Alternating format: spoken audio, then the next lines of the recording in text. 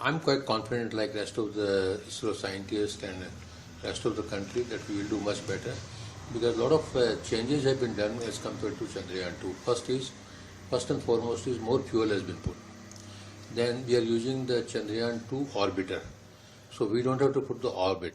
Okay, so more fuel has been put on the lander as well as the propulsion module. Presently, propulsion module which is going around has got almost 150 to 160 kilograms extra fuel, so it can work much more. Now, another thing is that what we call the limits. Okay, with dispersion of the sensors has been increased. Like if you take the thrust sensor from 48 earlier to almost 80 to 90 newtons thrusters, it has been changed. Earlier we had 5 engines now, which were of 440 newtons each. This time 4 engines have been put of almost 800 newtons, and we can change the thrust.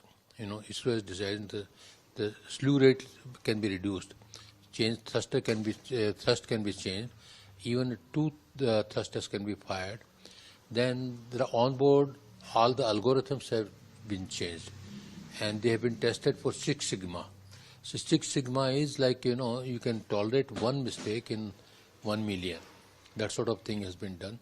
Earlier, most of the time we do 3 sigma simulation only. Everything has been simulated considerably. Now let me talk about the sensors. Which are the sensors? I talked about the more fuel. One is communication link from 200 kilobits to 500 kilobits has been increased.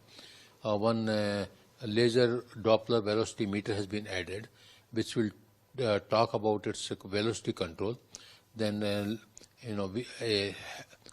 what do you call it? A hazard detection and avoidance camera has been added, which has been taking photographs.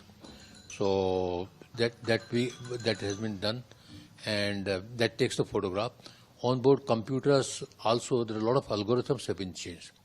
So the algorithms have been upgraded in such a way that we go for simulation by 6 sigma. I told you. And there is a parallel algorithms are there. Then see, there is a carbon altimeter is there, so we can find out the exact location, height. Then laser altimeter is there about the Chandrayaan-2, and there are extra for changing the direction and orientation. Extra 8 thrusters have been added. Okay, and all slew rates can be changed. Means you can change their thrust levels. The slew rate means like changing the thrust levels, etc. And it has got a capacity to hover. Now, before it lands, all the navigation tools, navigation sensors, etc., they are calibrated. Absolute calibration is done. Like the star sensor is there. Using the star sensor, absolute calibration is done of the laser gyros which are there inside it. Similarly, other things calibrations are also done it. So, and then when there is a capability that whole lander can hover, like a helicopter hovers it. So suppose if they finds out there's proper place is not there, it can hover. Because South Pole is, there are a lot of boulders are there, there are craters are there. It's very rough, so you can find out. Then the landing area has been increased from 2.5 kilometers to 4 kilometers. That's another thing. And our whole moon has been mapped using Orbiter 2 pair cameras, which has got a resolution of 225 centimeters. So those photographs have been upgraded, and whatsoever photograph is taken, they will be compared and found out which is a suitable site. And then it can hover. Not only this, suppose if you are not able to land it, then on 27 one can land. Chairman Isro has given a statement that if everything fails, even 2 thrusters for propulsion works, we can land it.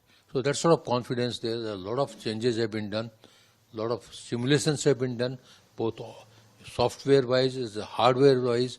Things have been simulated on